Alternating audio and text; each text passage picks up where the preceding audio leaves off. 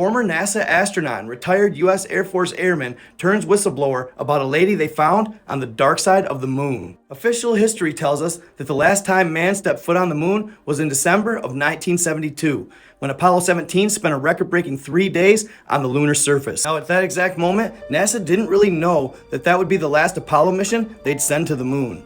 In fact, they had already had as many as 3 more Apollo missions planned and in the making. They were even building Apollo 20. But due to declining public interest and increased cost of the rockets that they used to launch the craft to space, they decided to scrap the last 3 missions. At least that's what they conveyed to the general public. But according to one whistleblower, that couldn't be further from the truth. It started in 2007 when a random YouTube account began posting what he alleged was video from the Apollo 20 mission on the moon.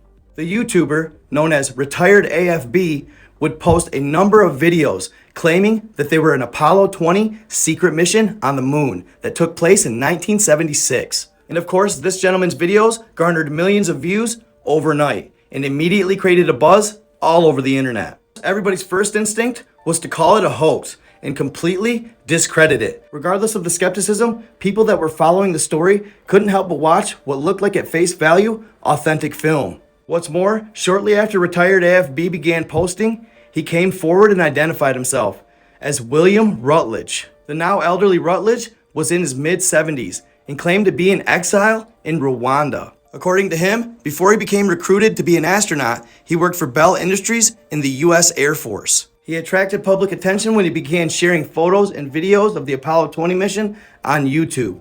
Not long after, he'd be contacted by a journalist for an interview, Italian journalist Luca Scantamburo, and he would divulge all kinds of details to him. Rutledge would state that the original pictures of the craft that was found were taken by Apollo 15 years before. The long cigar-shaped anomaly caught their eye, and they began investigating it with Apollo 16 and 17. But they simply did flyovers. The next 2, Apollo 18 and 19, were said to have technical difficulties after launch, so they had to abort the mission. Then, in 1976, Apollo 20 would have a successful launch. Alright fam, before I continue, y'all know the drill. This is for entertainment purposes only. I'm not saying it's true. It, in fact, may or may not be true. I just present the information I find, and I let you all decide. Regardless of its validity, this story is out of this world. Very intriguing, and on the premise that it's maybe somewhat possible, that makes it cool enough for me. But you know your boy, I do my thorough research before I bring the information to you guys, so you guys can decide and make your proper discernment as to whether or not you find that it could be true or that it's false. So don't go anywhere, sit back, grab some popcorn, and enjoy the show. According to William Rutledge, he was the commander of the crew, which consisted of him, Alexei Leonov, and Leona Schneider. Pictured here next to me, you'll actually see what Rutledge claimed is the craft. The top picture was taken by Apollo 15 years prior, from far away. You can see right here the little anomaly that they believed was an alien spacecraft. Now on the bottom, this was provided by Rutledge as the Apollo 20 film. So it's much more up close and personal, obviously, because yes, they did eventually successfully land next to the craft and board it. And really, y'all, these pictures do it no justice. You may want to sit down before you hear this. But the alleged dimensions of this craft were 3,700 meters, or around 12,000 feet, which equals around 2.5 miles long, by 510 meters wide, or around 1,600 feet wide. Although they aren't exactly sure, but they believe that this craft could have been upwards of 1.5 million years old, y'all. But let's not get ahead of ourselves. Before we get any further into the craft, let's talk about the city that was allegedly on the dark side of the moon near said craft. Check it out, y'all. And I know I'm always getting in the way of the pictures, so I'll just hide in the corner while you take a look. Absolutely baffling, beautiful, extravagant. If it's there, wow. And here we have an even more full picture of it. Now, it's said that these cameras can tend to enlarge objects that it films, so this may be a lot smaller than it looks, but nevertheless, it's intricately designed. And imagine the technology the beings that built this would have had to have to achieve the feat. According to Rutledge, they didn't actually enter the city. The city was more of a secondary mission or secondary option. The main task for the mission of Apollo 20 was to board this craft. And what blew the crew's mind even more as they approached it, there were hieroglyphic writings all over the surface of it. Hieroglyphs that resembled ancient Egypt's. Now, as they enter this massive vehicle, they are baffled by what they find. There are signs of biological life all over the place. Vegetation in the engine compartment. There were stones of a triangular shape that expelled some sort of yellow liquid that had medicinal properties to it. And one that was peculiar was a number of small bodies all over the place, less than 10 centimeters tall. Some of them were in glass tubes, some of them weren't. Then came the most important find, the 1.5 meter tall humanoid, or 5'5" tall. They couldn't believe the unusually good shape she was in for being so old. They described her as being in suspended animation, not dead or alive.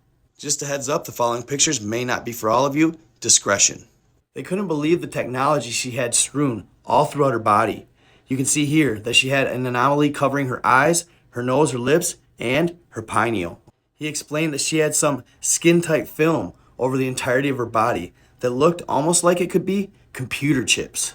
They claimed that in her existence, they were practicing in transhumanism, or man crossed with machine.